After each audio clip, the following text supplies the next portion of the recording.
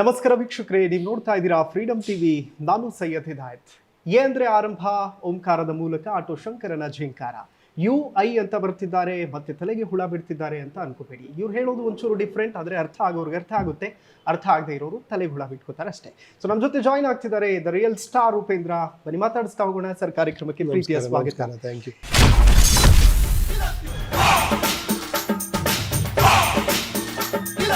Sir, birthday ಅನ್ನುವಂತಹ concept ನಿಮ್ಮಲ್ಲಿ totally different. ಯಾಕೆಂತಂದ್ರೆ ಪ್ರತಿದಿನವೂ ಕೂಡ ಹುಟ್ಟು ಹಬ್ಬ ಅನ್ನೋದನ್ನ ನೀವು ಹೇಳ್ತೀರಿ.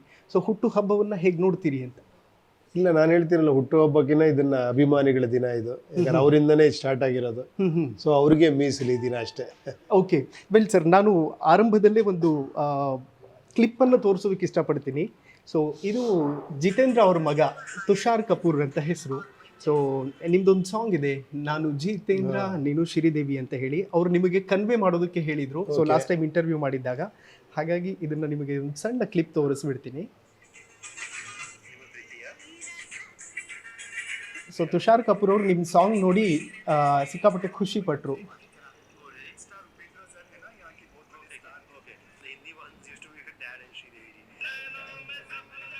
ಓಕೆ ಓಕೆ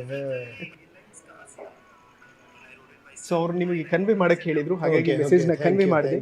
ವೆಲ್ ಸರ್, 25 ವರ್ಷಗಳ ಹಿಂದೆ ಉಪೇಂದ್ರ, ರವೀನಾ ಟಂಡನ್ ಅವರು ಇಂಟರ್ವ್ಯೂ ಮಾಡೋ ಟೈಮಲ್ಲಿ ಅವ್ರು ಹೇಳ್ತಾ ಇದ್ರು, ನಾನು ಯಾವತ್ತೂ ಕೂಡ ಕೀರ್ತಿನ ಮರೆಯೋದಕ್ಕೆ ಆಗೋದಿಲ್ಲ ಅಂತ.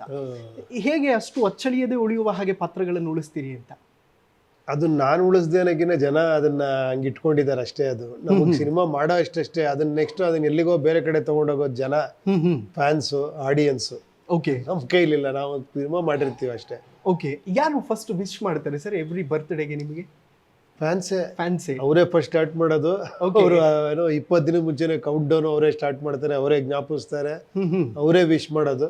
ಓಕೆ, ಯಾವತ್ತೂ ಅವರೇ. ಮೇಡಮ್ ಯಾವ್ದಾದ್ರು ಒಂದು ಗಿಫ್ಟ್ ಕೊಟ್ಟಿರ್ತಾರಲ್ಲ ಸರ್ ಬರ್ತ್ಡೇಗೆ ಅಂತ ಹೇಳಿ, ಎಸ್ ಈ ಗಿಫ್ಟ್ ನಾನು ಮರೆಯೋದೇ ಇಲ್ಲ, ಅಥವಾ ಈ ಇನ್ಸಿಡೆಂಟ್ ನಾನು ಮರೆಯೋದೇ ಇಲ್ಲ ನನ್ನ ಬರ್ತ್ಡೇಯಲ್ಲಿ ಅನ್ನೋದಾದ್ರೆ? ಇಲ್ಲ, ನಾನು ಹೇಳಿದ್ನಲ್ಲ, ಬರ್ತ್ಡೇ ಮೋರ್ ಫ್ಯಾನ್ಸ್ದೇ ಆಗೋಗ್ಬಿಟ್ಟಿದೆ ಅವತ್ತಿಂದನೂ ಕೂಡ. ಅವ್ರಿಗೂ ಫಸ್ಟ್ ಬಂದಾಗ ಅರ್ಥ ಆಗ್ತಿರ್ಲಿಲ್ಲ ಇದು. ನನ್ನ ಮದುವೆ ಫಸ್ಟ್ ಬಂದಾಗ ನಮ್ಗೊಂದು 4 ಅವರ್ ಸಿಗುತ್ತಾ 5 ಅವರ್ ಸಿಗುತ್ತಾ ಅಂತ ಆದಷ್ಟು ಟ್ರೈ ಮಾಡ್ತೀನಿ ನಾನು. ಫ್ಯಾನ್ಸ್ದೆಲ್ಲ ಮುಗಿದ್ರ ಮೇಲೆ ಒಂದು ಫ್ಯಾಮಿಲಿ ಜೊತೆ ಒಂದು ಡಿನ್ನರ್ ಏನೋ ಮಾಡೋದು ಒಂದು ಇದು. ಬಟ್ ಅದು ಆಲ್ಮೋಸ್ಟ್ 7:30 8 ಗಂಟೆ 9 ಗಂಟೆ ಫ್ಯಾನ್ಸ್ ಜೊತೆನೆ ಆಗ್ಬಿಡೋದು ಫುಲ್ ಡೇ. ಓಕೆ ಸರ್, ಒಂದು ಕಾನ್ಸೆಪ್ಟ್, ಚಿತ್ರ ಮಾಡ್ತಿದೀವಿ ಅಂತಂದ್ರೆ ಸೊ ನಮ್ಮ ಸುತ್ತಮುತ್ತಲೂ ಕೂಡ ನೋಡುವಂತ ವಸ್ತುಗಳಲ್ಲೂ ಅದು ಕಾಣುತ್ತೆ. ಇನ್ಫ್ಯಾಕ್ಟ್ ನಿಮ್ಮ ಮನೆ ಡೋರ್ ಮೇಲೂ ಕೂಡ UI ಅಂತ ಕಾಣಿಸ್ತಾ ಇದೆ. ಅದು ನಿಮ್ಗೆ ಹಂಗೆ ಅದೇ ಗುಂಗಲ್ಲಿದ್ರೆ ಎಲ್ಲ ಕಡೆ ಅದೇ ಕಾಣಿಸುತ್ತೆ. ಓಕೆ, ಆ ಗುಂಗನ್ನ ಸೆಟ್ ಮಾಡೋದು ಹೇಗೆ ಅಂತ ಸರ್? ಅದು ಆಗೋದು, ನಾವು ಮಾಡೋದಲ್ಲ. ಓಕೆ, ಅದೆಲ್ಲ ನಾವು ಮಾಡೋಕ್ಕಾಗಲ್ಲ, ಅದು ಆಗುತ್ತೆ ಅಷ್ಟೇ ಕೆಲವು ಸತಿ. ವೆಲ್ ಸರ್, ರಜನಿ ಸರ್ ಕೂಡ ಇನ್ಫ್ಯಾಕ್ಟ್ ಕಳೆದ 25 ವರ್ಷಗಳ ಹಿಂದೆ ಭೇಟಿ ಮಾಡಿದಾಗ ಅವ್ರ ಜೊತೆ ಮಾತಾಡ್ತಾ ಇದ್ರಿ. ಸೊ ಇನ್ಫ್ಯಾಕ್ಟ್ ಅವರು ಕೂಡ ಹೇಳಿದರು, ಉಪೇಂದ್ರ ಒಬ್ಬ ಅದ್ಭುತವಾದಂತಹ ನಟ, ಅದ್ಭುತವಾದಂತಹ ಡೈರೆಕ್ಟರ್ ಅನ್ನುವಂಥದ್ದನ್ನು ಹೇಳಿದರು. ಈಗ ಅವ್ರ ಜೊತೆ ನಟನೆ ಕೂಡ ಮಾಡ್ತಾ ಇದ್ದೀರಿ. ಕೂಲಿಯಲ್ಲಿ ಯಾವ ರೀತಿಯಾಗಿರುತ್ತೆ ನಿಮ್ಮ ಕಮಾಲ್ ಅಂತ? ಇಲ್ಲ, ಒಂದು ವೆರಿ ಪಾಸಿಟಿವ್ ಕ್ಯಾರೆಕ್ಟ್ರೇ. ಏನೋ ಅದರಲ್ಲಿ ಯಾವ ಥರ ಇರುತ್ತೆ ಅನ್ನೋಕ್ಕಿಂತ ಅವ್ರ ಜೊತೆ ನಾನು ಮಾಡ್ತಿರೋದೇ ನನ್ನ ಜೀವನದಲ್ಲಿ ಬಹಳ ವಿಶೇಷ. ಯಾಕಂದ್ರೆ ನನ್ನ ಜೀವನದಲ್ಲಿ ಅವರು ದ್ರೋಣಾಚಾರ್ಯ ನನಗೆ ಹಲವಾರು ವಿಷಯಗಳಲ್ಲಿ. ಅವ್ರನ್ನ ತುಂಬಾ ನಾನು ಅವ್ರ ವಿಚಾರಗಳನ್ನ ಫಾಲೋ ಮಾಡ್ತೀನಿ ನಾನು. ಅವ್ರಲ್ಲಿರೋ ವ್ಯಕ್ತಿತ್ವ, ವಿಚಾರನ. ಸೊ ಅವ್ರ ಜೊತೆ ಸ್ಕ್ರೀನ್ ಶೇರ್ ಮಾಡೋದು ಒಂದು ಭಾಗ್ಯ ಅಂತ ಅನ್ಕೊಂತೀನಿ. ಕರೆಕ್ಟ್. ಹೇಳ್ಕೊಂಡಿದ್ರ ಸರ್ ಈ ವಿಚಾರನ ಅವ್ರ ಜೊತೆ ಸೆಟ್ ಅಲ್ಲಿ ಆಗ್ಲಿ ಅಥವಾ? ಅಲ್ಲ, ಅವ್ರ ಹತ್ರ ಹೇಳ್ಕೊಳಕಿನ ಅವ್ರಂದ್ರೆ ಕೇಳೋದೇ ಜಾಸ್ತಿ ನಾನು ಅವ್ರ ಹತ್ರ. ಕನ್ನಡದಲ್ಲಿ ಖಂಡಿತ ಕನ್ನಡದಲ್ಲೇ ಮಾತಾಡ್ತಾರೆ. ಓಕೆ, ವೆಲ್ ಸರ್, ಬರ್ತ್ಡೇಗೆ ಒಂದು ಗಿಫ್ಟ್ ಅಭಿಮಾನಿಗಳಿಗೆ ನಿಮ್ಮ ಕಡೆಯಿಂದ ಇದ್ದೇ ಇರುತ್ತೆ. ಪ್ರತಿ ಬರ್ತ್ಡೇಯಲ್ಲೂ ಕೂಡ ನಾವು ಅದನ್ನು ವಿಟ್ನೆಸ್ ಮಾಡಿದ್ದೇವೆ. ಸೊ ಈ ಬರ್ತ್ಡೇಗೆ ಏನು ವಿಶೇಷ ಇದೆ ಅಂತ? ಏನೇನೋ ಮಾಡಿರ್ತಾರೆ, ಸರ್ಪ್ರೈಸ್ ಕೊಡ್ತಾರೆ. ಒಬ್ರೇನೋ ಒಂದು ಬೇರೆ ಥರ ಏನೋ ಥಿಂಕ್ ಮಾಡ್ಕೊಂಬಂದಿರ್ತಾರೆ, ಒಬ್ರು ಹಾರ ಬೇರೆ ಥರ ಥಿಂಕ್ ಮಾಡ್ಕೊಂಬರ್ತಾರೆ. ಆ ಥರ ಅದೆಲ್ಲ ಅವ್ರಿಗೆ ಬಿಟ್ಟಿದ್ದದು. ಪ್ರತಿ ಸರ್ಪ್ರೈಸ್ ಕೊಡ್ತಾನೆ ಇರ್ತಾರೆ ನನಗೆ. ವೆಲ್ ಸರ್, ನಾವೆಲ್ಲ ಚಿಕ್ಕವರಿದ್ದಾಗ ಗಣಪತಿ ಹಬ್ಬನೋ ಅಥವಾ ಊರ ಹಬ್ಬನೋ ಆಗ್ತಿರೋ ಟೈಮಲ್ಲಿ ಕಡಿಮೆ ಕಾಸ್ಟಲ್ಲಿ ಜೂನಿಯರ್ ಆರ್ಟಿಸ್ಟ್ಗಳನ್ನು ಕರ್ಕೊಂಡು ಬರ್ತಾ ಇದ್ರು. ಅವ್ರು ಹಾಕ್ತಾ ಇದ್ದ ವೇಷಗಳು, ಅವ್ರು ಹಾಕ್ತಾ ಇದ್ದಂತಹ ಕಾಸ್ಟ್ಯೂಮ್ಗಳೆಲ್ಲ, ಎಸ್ ಇದು ಉಪೇಂದ್ರ ಅಂತ ನಮಗೆ ನಿಜ ಭಯ ಆಗಿದೆ ಕೆಲವೊಂದು ಟೈಮ್ಗಳಲ್ಲಿ. ಆ ಗನ್ ಹಿಡ್ಕೊಂಡೆಲ್ಲ ನಿನ್ನನ್ನು ಹೊಡೆದು ಬಿಡ್ತೀನಿ ಅಂತ ಹೆದರ್ಸಿದ್ದಾಗ ನೀವು ಆ ಥರದ ಪ್ರೋಗ್ರಾಮ್ಗಳನ್ನ ನೋಡಿದ್ದೀರಾ ಅಥವಾ ಹೋಗಿದ್ದೀರಾ? ಇಲ್ಲ, ತುಂಬಾ ನೋಡಿದ್ದೀನಿ ಆಕ್ಚುಲಿ. ಉಪೇಂದ್ರ ಆದ್ಮೇಲೆ ತುಂಬಾ ಜನ ಆ ಥರ ಏನೋ ಕಾಸ್ಟ್ಯೂಮ್ ಹಾಕೊಂಡು ಹಾಡು ಹೇಳೋದಿರ್ಬೋದು, ಆಕ್ಟ್ ಮಾಡೋದಿರ್ಬೋದು, ಆ ಥರ ಎಲ್ಲ ಮಾಡ್ತಾ ಇರೋದು ಗೊತ್ತಿದೆ. ನನ್ನ ಹತ್ರನೂ ತುಂಬಾ ಜನ ಬಂದು ಭೇಟಿನೂ ಮಾಡಿದ್ದಾರೆ. ಓಕೆ ಸರ್, ಈ ಟ್ರೋಲ್ಸ್ ಎಲ್ಲ ಆಗ್ತದಲ್ಲ ಸರ್, ಅದನ್ನೆಲ್ಲ ನೋಡ್ತೀರಿ ನೀವು? ಯಾವುದು? ನೀವು ಯಾವುದಾದ್ರೂ ಒಂದು ಕ್ಲಿಪ್ಪಿಂಗ್ ಹಾಕಿದ್ರು ಸಾಕು ಟ್ರೋಲ್ ಆಗ್ತದೆ. ಒಂದು ಫೋಟೋ ಹಾಕಿದ್ರಿ, ಲೈಕ್ 300ಕ್ಕೂ ಹೆಚ್ಚು ಕ್ಯಾಮ್ರಾಗಳಿರುವಂತಹ ಒಂದು ಫೋಟೋ ಟ್ರೋಲ್ ಆಗಿತ್ತು. ಮತ್ತೆ ಉಪೇಂದ್ರ ಅವರು ಏನೇ ಮಾಡಿದ್ರು ಒಂದು ಟ್ರೆಂಡ್ ಸೆಟ್ ಮಾಡ್ತಾರಲ್ಲ, ಹೇಗೆ ಅದು ಅಂತ? ಅಲ್ಲ, ಆ ಥರದ್ದೇನಿಲ್ಲ ಆ್ಯಕ್ಚುಲಿ. ಅದು ಆಗತ್ತೆ ಅಷ್ಟೇ, ಕೆಲವು ಸತಿ ಆಗತ್ತೆ, ಕೆಲವು ಸತಿ ಆಗಲ್ಲ ಅಷ್ಟೇ. ಅದರಲ್ಲಿ ಏನಿಲ್ಲ, ಏನೋ ಒಂದು ವಿಷಯ ಟ್ರೈ ಮಾಡ್ತಾ ಇರ್ತೀವಿ ನಾವು, ಹೊಸದಾಗಿ ಏನಾರ ಟ್ರೈ ಮಾಡ್ತಾ ಇರ್ತೀವಿ ಅಷ್ಟೇ. ಓಕೆ, UI ಮೂಲಕ ಏನು ಕನ್ವೆ ಮಾಡುವಂಥ ಪ್ರಯತ್ನ ಮಾಡ್ತಿದ್ದೀರಿ ಸರ್? ಅಲ್ಲ, ಅದನ್ನು ಈಗ ಹೇಳೋದಕ್ಕಿಂತ ಅದು ಪಿಕ್ಚರ್ ರಿಲೀಸ್ ಆದ್ರ ಮೇಲೆ ಜನ ಹೇಳ್ಬೇಕು ನನಗೆ ಇದು ಕನ್ವೆ ಆಯಿತು ಅಂತ. ಆ ಥರ ಹಲವಾರು ವಿಷಯಗಳಿದೆ ಅದರಲ್ಲಿ. ಓಕೆ. ಸೊ ಒಂದೊಂದು ವಿಷಯಲ್ಲೂ ಕೂಡ ಒಂದೊಂದು ವಿಷಯಗಳು ಹೇಳುತ್ತೆ ಅದರಲ್ಲಿ. ಒಂದು ಸೆಟ್ ಇರ್ಬೋದು, ಒಂದು ವಿಷುವಲ್ ಇರ್ಬೋದು. ಅದರಲ್ಲಿ ವಿಷುವಲ್ಲೇ ಕತೆ ಹೇಳೋದು ಜಾಸ್ತಿ ಇದೆ ಅದರಲ್ಲಿ. ನೋಡೋಣ ಅದು ಎಷ್ಟು ಕತೆಗಳು ಕಂಡಿಡ್ಕೊಂತಾರೆ, ಅದ್ರೊಳಗೆ ಏನೇನು ಡಿಕೋಡ್ ಮಾಡ್ತಾರೆ ಅನ್ನೋದು ಒಂದು ಇದು ನೋಡೋಣ. ಓಕೆ ಸರ್, ನೀವು ಮಾಡುವಂತಹ ಕಾನ್ಸೆಪ್ಟ್ಗಳು ಏನಿದೆಯಲ್ಲ, ಉಪ್ಪಿಗಿಂತ ರುಚಿ ಬೇರೆ ಇಲ್ಲ ಅನ್ನುವಂತಹ ಸಾಲುಗಳಾಗಿರ್ಬೋದು, ಅಥವಾ ರಕ್ತ ಕಣ್ಣೀರಿನಲ್ಲಿ ಕೊಟ್ಟಂತಹ ಸಂದೇಶ ಆಗಿರಬಹುದು, ಇದು ಪ್ರತಿ ಕಾಲಕ್ಕೂ ಕೂಡ, ಕಾಲ ಬದಲಾದರೂ ಕೂಡ ನಿಮ್ಮ ಕಾನ್ಸೆಪ್ಟ್ ಮಾತ್ರ ಅದು ಕನ್ವಯ ಆಗುತ್ತೆ. ಹೇಗೆ ಬರುತ್ತದು ತಲೆಗೆ ಆ ಥರದ ಐಡಿಯಾಗಳು? ಅದು ಗೊತ್ತಿಲ್ಲ ಆ್ಯಕ್ಚುಲಿ. ಅದು ಹೇಗೆ ಬರುತ್ತೆ ಅಂತ ಹೆಂಗೆ ಹೇಳೋಕ್ಕೆ ಸಾಧ್ಯ? ಅದು ಆ್ಯಕ್ಚುಲಿ ಏನೋ ಬರುತ್ತಷ್ಟೇ. ಅದು ಆ್ಯಕ್ಚುಲಿ ಆ ಟೈಮು, ಆ ಸಂದರ್ಭ, ಆ ಒಂದು ಸಿಚುಯೇಷನ್ನು ಬರುತ್ತಷ್ಟೇ. Okay, well sir, in fact Raveena Tandon ಅವ್ರದ್ದು ಒಂದು ಸಾಂಗ್ ಇದೆ, ಮಸ್ತ್ ಮಸ್ತ್ ಹುಡುಗಿ ಬಂತು ಯಾಯಿ ಯಾಯಿ ಇರೋ ಅಂತ ಹೇಳಿ. ಆಮೇಲೆ ಹಿಂದಿಯಲ್ಲಿ 1994 ಅಂತ ಅನ್ಸುತ್ತೆ, ಮೊಹರಾ ಮೂವಿಯಲ್ಲಿ ತು ಚೀಸ್ ಬಡಿ ಹೇ ಮಸ್ತ್ ಮಸ್ತ್ ಅಂತ ಮಾಡಿದ್ರು. ಅದನ್ನ ಕಾಪಿ ಮಾಡದ್ದ? ಅಲ್ಲ, ಅವ್ರ ಇಮೇಜ್ಗೆ ಗುರು ಅವರು ಆ ಥರ ಒಂದು ಮಸ್ತ್ ಮಸ್ತ್ ಹುಡುಗಿ ಅಂತ ಅವ್ರಿಗೆ ಅದು ಭಾಳ ಫೇಮಸ್ ಅಲ್ಲ ಅವ್ರದ್ದು. ಕರೆಕ್ಟ್. ಸೊ ಅದನ್ನೇ ಇಟ್ಕೊಂಡು ಆ ಒಂದು ಲೈನ್ಸ್ ಇಟ್ಕೊಂಡು ಮಾಡಿದ ಸಾಂಗ್ ಅದು ಆ್ಯಕ್ಚುಲಿ. ಓಕೆ ಸರ್, ನಾನು ಎಲ್ಲೋ ಒಂದು ಆರ್ಟಿಕಲ್ ಓದ್ತಾ ಇದ್ದೆ, ಐಶ್ವರ್ಯ ರಾಯ್ ಬಚ್ಚನ್ ಅವರು ಅದರಲ್ಲಿ ಆ್ಯಕ್ಟ್ ಮಾಡಬೇಕಾಗಿತ್ತು, ರೆಹಮಾನ್ ಅವ್ರದ್ದು ಮ್ಯೂಸಿಕ್ ಇರಬೇಕಾಗಿತ್ತು ಅಂತ ಉಪೇಂದ್ರ ಅವ್ರು ಕನಸು ಕಂಡಿದ್ರು. ಅಲ್ಲ, ಆ ಟೈಮಲ್ಲಿ ನಾವು ಟ್ರೈ ಮಾಡಿದ್ವಿ. ಅವ್ರು ತುಂಬ ಬ್ಯುಸಿ ಇದ್ರು ಆ ಟೈಮಲ್ಲಿ. ನನಗೂ ಕೂಡ ಅನ್ನಿಸ್ತು ಆ್ಯಕ್ಚುಲಿ. ಏನಂದರೆ ಮಣಿರತ್ನಂ ಅವ್ರನ್ನ ನಾವು ಕೇಳಿದ್ವಿ ಅವಾಗ. ಓಕೆ, ತುಂಬ ಬ್ಯುಸಿ ಇದ್ದಾರೆ ಆ್ಯಕ್ಚುಲಿ, ನೋಡಿ ನಿಮಗೆ, ಯಾಕಂದರೆ ತುಂಬ ಟೈಮ್ ತೊಗೊಂಡ್ಬಿಡುತ್ತೆ ನಿಮ್ಮ ಸಿನಿಮಾ. ಯಾಕಂದ್ರೆ ಅವ್ರು ಸಿಕ್ಕಾಪಟ್ಟೆ ಬ್ಯುಸಿ ಇದ್ರು ಅವಾಗ. ಕರೆಕ್ಟ್. ಅವಾಗಲೇ ಈಗಲೂ ಬ್ಯುಸಿ ಇದ್ದಾರೆ ಅವಾಗ. ಸೊ ಅವಾಗ ನಮಗೆ ಮತ್ತೆ ಏನೋ ನಮ್ಮ Gurukiran most comfortable, already super hit ಕೊಟ್ಟಿದ್ರು. ಹೌದು. ಸೊ ಎಲ್ಲೋ ಒಂದು ಥಾಟ್ ಬಂತು, ಕೇಳಿ ಮಾಡ್ತಾರೆ ಏನೋ ಒಂದು. ಆವಾಗ ಪ್ಯಾನ್ ಇಂಡಿಯಾ ಐಡಿಯಾ, ಅವಾಗ ಬೇರೆ ಲ್ಯಾಂಗ್ವೇಜ್ಗೂ ಚೆನ್ನಾಗಿರುತ್ತೆ ಅಂತ. ಕರೆಕ್ಟ್. ಸೊ ಆಮೇಲೆ ಗುರುಕಿರಣ್ಣೇ ನಮಗೆ ಇನ್ನೊಂದು ಬ್ಲಾಕ್ ಬಸ್ಟರ್ ಕೊಡೋ ಥರ ಆಯ್ತು ಅಷ್ಟೇ. ಸರ್, ಈಗಲೂ ಕೂಡ ಯಾವುದಾದ್ರು ಕಾನ್ಸೆಪ್ಟ್ ಇದೆಯಾ ಐಶ್ವರ್ಯ ರೈ ಅವರಿಗೆ ಅಂತಾನೆ? ಯಾವುದಾದ್ರು ರೆಡಿ? ಇಲ್ಲಪ್ಪ, ಆ ಥರ ಏನಿಲ್ಲ. ಅದು ಸಂದರ್ಭ, ಸಬ್ಜೆಕ್ಟ್ ಬಂದಾಗ, ಆ ಥರ ಡಿಮ್ಯಾಂಡ್ ಬಂದಾಗ ಆಗತ್ತೆ ಅಷ್ಟೇ ಹೊರತು ಅದು ಪ್ಲ್ಯಾನ್ಡಲ್ಲಿ ಆಗಲ್ಲ ಅದೆಲ್ಲ. ಓಕೆ, ವೆಲ್ ಸರ್, ಪ್ರಜಾಕೀಯ ಬಗ್ಗೆ ಮಾತಾಡಲೇಬೇಕು. ಯಾಕೆಂತಂದರೆ ನಿಮ್ಮ ಬರ್ತ್ಡೇ ದಿನನೇ ಪ್ರಜಾಕೀಯವನ್ನು ಲಾಂಚ್ ಮಾಡಿದ್ದು, ಜನರಿಗೆ ಅದನ್ನು ಅರ್ಪಿಸಿದ್ದು. ಯಾವ ಪ್ರೋಸೆಸ್ಸಲ್ಲಿದೆ ಈಗ? ಜನ ಯಾವ ಪರ್ಸೆಂಟಲ್ಲಿ ಅದನ್ನು ಒಪ್ಕೊಂಡಿದ್ದಾರೆ ಅಂತ ಕಾನ್ಸೆಪ್ಟ್ನ? ಅಲ್ಲ, ಅದು ನನಗೆ ಗೊತ್ತಿಲ್ಲ ಆ್ಯಕ್ಚುಲಿ. ನನಗೆ ಗೊತ್ತಿರೋಂಗೆ ತುಂಬ ಯೂತ್ಸು ಅದನ್ನು ಬೇಕು ಅನ್ನೋ ಥರ ಇದ್ದಾರೆ. ಅದು ಪ್ರಾಕ್ಟಿಕಲಿ ಹೆಂಗಾಗುತ್ತೆ ಅನ್ನೋದು ಗೊತ್ತಿಲ್ಲ ಆ್ಯಕ್ಚುಲಿ. ಅದು ಯಾವಾಗ ಗೊತ್ತಾಗುತ್ತೆ ಅಂದರೆ ಎಲೆಕ್ಷನ್ ಬಂದಾಗಲೇ ಗೊತ್ತಾಗೋದು. ಕರೆಕ್ಟ್. ಸೊ ಅದಕ್ಕೆ ಮುಂಚೆ ನಮ್ಮದು ಪ್ರಚಾರ ಆಗಲಿ, ವಿಚಾರಗಳು ಹರಡ್ತಾ ಇರುತ್ತೆ, ಅದು ಒಬ್ರಿಂದೊಬ್ರಿಗೆ ಹರಡಬೇಕು, ಅದು ವಿಚಾರಗಳು, ಅದು ವಿನಿಮಯ ಆಗಬೇಕು, ಡಿಸ್ಕಷನ್ಗಳಾಗಬೇಕು ಯುವಕರಲ್ಲಿ. ಹೆಂಗಿರುತ್ತೆ ಈ ಥರ ಮಾಡ್ರೆ, ಇದೇಳೋ ಐಡಿಯಾ ಕರೆಕ್ಟ್ ಆಗಿದೆಯಾ ಅನ್ನೋ ಡಿಸ್ಕಷನ್ ಯಂಗ್ಸ್ಟರ್ಸ್ ಅಲ್ಲಿ ಆಗಬೇಕು. ಆಮೇಲೆ ಅದಕ್ಕೆ ಸ್ಟಿಕಾನ್ ಆಗಬೇಕು, ಹೌದು ನಮ್ಗೆ ಈ ಥರ ಒಂದು ಸಿಸ್ಟಮ್ ಬೇಕು, ಈ ಬದಲಾವಣೆ ಬೇಕು ಅಂತ. ಅವಾಗ ಒಂದು ಬದಲಾವಣೆ ಸ್ಟಾರ್ಟ್ ಆಗುತ್ತೆ ಖಂಡಿತ. ಸರ್, ರಾಜಕೀಯಕ್ಕಿಂತ ಪ್ರಜಾಕೀಯದಲ್ಲಿ ಪಾರದರ್ಶಕತೆಯನ್ನು ಕಾಣೋದಕ್ಕೆ ಸಾಧ್ಯನಾ ಅಂತ? ಅಲ್ಲ, ಮಾಡಿರೋದೇ ಅದಕ್ಕೋಸ್ಕರ ಅಲ್ಲಿ. ಅಂದರೆ ಲೀಡರ್ ಲೆಸ್ ಒಂದು ಪಾಲಿಟಿಕ್ಸ್ ಬರಬೇಕು, ಬಿಸ್ನೆಸ್ ಲೆಸ್ ಒಂದು ಪಾಲಿಟಿಕಲ್ ಸಿಸ್ಟಮ್ ಬರಬೇಕು. ಏನು ಹೇಳಿ, ಹಣ ಹೂಡಿ ವ್ಯಾಪಾರಿ ರಾಜಕಾರಣ ಇರಬಾರ್ದಲ್ಲಿ. ಸೊ ಟ್ಯಾಲೆಂಟ್ ಮೇಲೆ ಯಂಗ್ಸ್ಟರ್ಸ್ ಬಂದು ಯಾರು ಬೇಕಾದ್ರೆ ನಿಲ್ಲೋ ಅಂತ ಒಂದು ಸಿಚುಯೇಷನ್ ಬರಬೇಕು.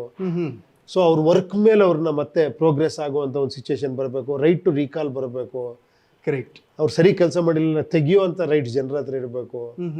ಆಮೇಲೆ ಮ್ಯಾನಿಫೆಸ್ಟೋ, ಜನರ ಡಿಮ್ಯಾಂಡೇ ಮ್ಯಾನಿಫೆಸ್ಟೋ ಆಗಬೇಕು. ಜನರ ನಿರ್ಧಾರ ಜನರು ತಗೊಳ್ಳೋ ಥರ ಆಗಬೇಕು. ಆ ಥರ ಡೆಮಾಕ್ರಸಿ, ಪ್ರಜಾಪ್ರಭುತ್ವ ಮ್ಯಾಕ್ಸಿಮಮ್ ಕೊಡುವಂಥ ಒಂದು ಸಿಸ್ಟಮ್ ಅದು. ನೋಡೋಣ ಅದು. ಓಕೆ ಸರ್, ಇವತ್ತು ನಾನು ಬೆಳಿಗ್ಗೆ ಬರೋದಕ್ಕೂ ಮುಂಚೆ ಒಬ್ಬರು ಜ್ಯೋತಿಷಿ ಹತ್ರ ಮಾತಾಡ್ತಾ ಇದ್ದೆ. ಅವ್ರು ಹೇಳಿದರು ಸೆಪ್ಟೆಂಬರ್ 17, 18ರಲ್ಲಿ ಹುಟ್ಟಿರುವಂಥವರೆಲ್ಲ ಮಹಾತ್ಮರಾಗ್ತಾರೆ ಅಂತ. ಇವತ್ತು ಮೋದಿಜಿ ಅವ್ರ ಬರ್ತಡೇ, ನಾಳೆ ನಿಮ್ಮ ಬರ್ತಡೇ. ಅಯ್ಯೋ, ನೀವು ಒಳ್ಳೆ ಆ ಥರ ಎಲ್ಲ ದೊಡ್ಡ ಮಾತು ಹೇಳ್ಬೇಡಿ.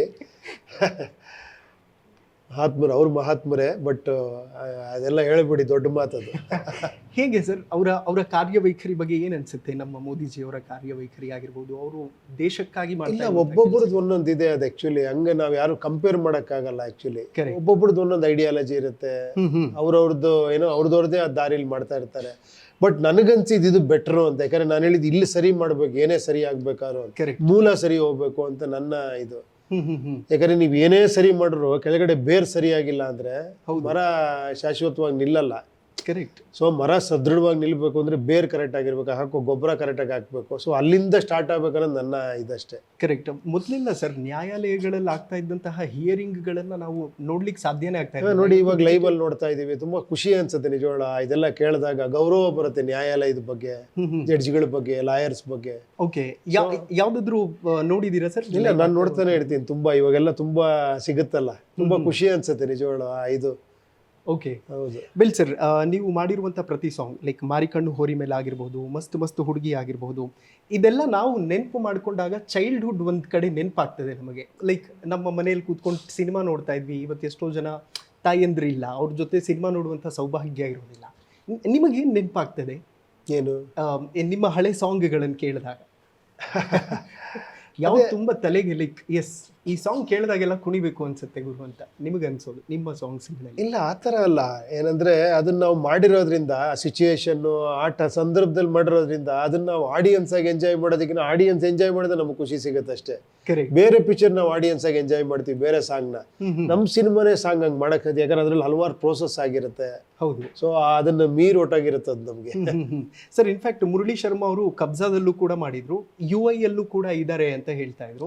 ಸೊ ಅವ್ರ ಪಾತ್ರದ ಬಗ್ಗೆ ಏನಾದ್ರು ಹೇಳ್ಬಹುದು? ಅಟ್ಲೀಸ್ಟ್ ತುಂಬಾ ಕ್ಯೂರಿಯಾಸಿಟಿ ಇದೆ. ನಾನು ಕೂಡ ಕೇಳಿದೆ ಮುರಳಿ ಶರ್ಮಾ ಅವರಿಗೆ, is not ready to reveal. ಇಲ್ಲ ಇಲ್ಲ, ಅದನ್ನ ನೀವು ಥಿಯೇಟರ್ ನೋಡಿದ್ರೇನೆ ಚೆನ್ನಾಗಿರುತ್ತದೆ ಆಕ್ಚುಲಿ. ಓಕೆ, ಉಪೇಂದ್ರ ಸರ್, ರಾಜಕೀಯದ ಕಾನ್ಸೆಪ್ಟ್ ಏನಿದೆಯಲ್ಲ, ಸೊ ಈ ಕಾನ್ಸೆಪ್ಟನ್ನು ಜನ ಒಪ್ಕೊಂಡಿದ್ದಾರೆ. ಪ್ರಜಾಕೀಯದ ಕಾನ್ಸೆಪ್ಟನ್ನು ನೀವು ಕನ್ವೆ ಮಾಡ್ತಾ ಇದ್ದೀರಿ. ಇನ್ಫ್ಯಾಕ್ಟ್ ಎಷ್ಟೋ ಜನ ಕಂಪೇರ್ ಮಾಡಿದರು, ಪವನ್ ಕಲ್ಯಾಣ್ ಅವರ ಜನಸೇನಾ ಇಷ್ಟು ಸೀಟ್ ಬಂದ್ಬಿಡ್ತು, ಉಪೇಂದ್ರ ಅವ್ರದ್ದು ಪ್ರಜಾಕೀಯ ನೋಡಿದರೆ ಸೀಟ್ಗಳನ್ನು ಪಡ್ಕೊಳ್ಳೋದ್ರಲ್ಲಿ ಎಲ್ಲೋ ಒಂದು ಕಡೆ ಫೇಲ್ ಆಯಿತು ಅಂತ. ನೀವು ಕನ್ವೆ ಮಾಡಿದ್ದು ಜನಕ್ಕೆ ಅರ್ಥ ಆಗಿಲ್ವಾ, ಅಥವಾ ಕನ್ವೆ ಮಾಡೋದ್ರಲ್ಲಿ ಎಡವಿದ್ರ ಅಂತ? ಹೇಗೆ? ಅಲ್ಲ, ನನ್ನ ಎಡವು ಇದು ಅಲ್ವೇ ಅಲ್ಲ ಅಲ್ಲಿ. ಅದೇನಂದ್ರೆ ನನ್ನ ಸೋಲು ಗೆಲುವು ಅಲ್ಲ ಅದು. ಆಕ್ಚುಲಿ ಅದು ಅರ್ಥ ಆಗ್ಬಿಟ್ರೆ ನಿಮ್ಗೆ ಅರ್ಥ ಆಗ್ಬಿಡುತ್ತೆ ಪ್ರಜಾಕೀಯ. ಅದು ಜನಗಳ ಅಲ್ಲ, ಅರ್ಥ ಮಾಡ್ಕೊಬೇಕು ಅಂದ್ರೆ ಮಾಡ್ಕೊಬಹುದು, ಆಗಲ್ಲ ಅಂದ್ರೆ ಆಗಲ್ಲ ಅಷ್ಟೇ. ಅದು ಓಕೆ, ನಿಮಗೆ ಬೇಕು ಅಂದ್ರೆ ಅರ್ಥ ಆಗತ್ತೆ, ಬೇಡ ಅಂದ್ರೆ ಅರ್ಥ ಆಗಲ್ಲ ಅಷ್ಟೇ. ಓಕೆ ಸರ್, ಇನ್ಫ್ಯಾಕ್ಟ್ ಒಂದು ಸಾಂಗ್ ಇದೆಯಲ್ಲ ಸರ್, ಇದರಲ್ಲಿ ಟ್ರೋಲ್ ಆಗುತ್ತೆ ಅನ್ನುವಂತಹ ಸಾಂಗ್ ಇದೆ. ಆ ಸಾಂಗ್ ನೋಡಿದಾಗ ಈಗ ಪ್ರೆಸೆಂಟ್ ಇರುವಂತಹ ಸಿಚುವೇಶನ್, ಈ ಸೋಷಿಯಲ್ ಮೀಡಿಯಾ ಟ್ರೆಂಡ್ ಅನ್ನುವಂಥದ್ದು ತುಂಬ ದೊಡ್ಡ ಮಟ್ಟದಲ್ಲೇ ಬೆಳೀತಾ ಹೋಗುತ್ತೆ. ಅಲ್ಲಿ ಅಕ್ಕಪಕ್ಕ ಸಾವಿರಾರು ಸಮಸ್ಯೆಗಳಿರುತ್ತೆ. ಜನ ಯಾವುದು ಬೇಡದೇ ಇರೋ ಅನಗತ್ಯ ವಿಚಾರಗಳ ಬಗ್ಗೆನೇ ವಿಡಿಯೋ ಮಾಡ್ತಿರ್ತಾರೆ. ಅಂದರೆ ಪ್ರೆಸೆಂಟ್ ಸಿನಾರಿಯೋಸ್ನ ಜನರಿಗೆ ರಿಯಲೈಸ್ ಮಾಡಿಸುವಂಥ ಪ್ರಯತ್ನ ಆಗ್ತಾ ಇದೆಯಾ ಅಂತ ನಿಮ್ಗೆ ಅನಿಸ್ತಾ? ಹಂಗೆ ನೋಡಿದಾಗ ನನಗೆ ಫ್ರ್ಯಾಂಕ್ಲಿ ಹಾಗೆ ಅನ್ನಿಸ್ತು. ಕರೆಕ್ಟ್, ಅದೇ ನಿಮ್ಗೆ ಅನ್ಸಿದ್ರ ಮೇಲೆ ಡೌಟ್ ಪಡಬೇಡಿ. ಅಲ್ಲ ಸರ್, ನಿಮಗೆ ಏನು ಅನಿಸ್ತದೆ? ಇಲ್ಲ, ನನಗೆ ನಿಮ್ಗೇನು ಅನ್ಸುತ್ತೆ ಅನ್ನೋದು ಬಹಳ ಮುಖ್ಯ. ನಿಮ್ಗೆ ಅನ್ನಿಸ್ತಲ್ವಾ ಅದು? ಕರೆಕ್ಟ್, ಅಷ್ಟೇ. ಅದಕ್ಕೂ ಡೌಟ್ ಯಾಕೆ ನಿಮಗೆ?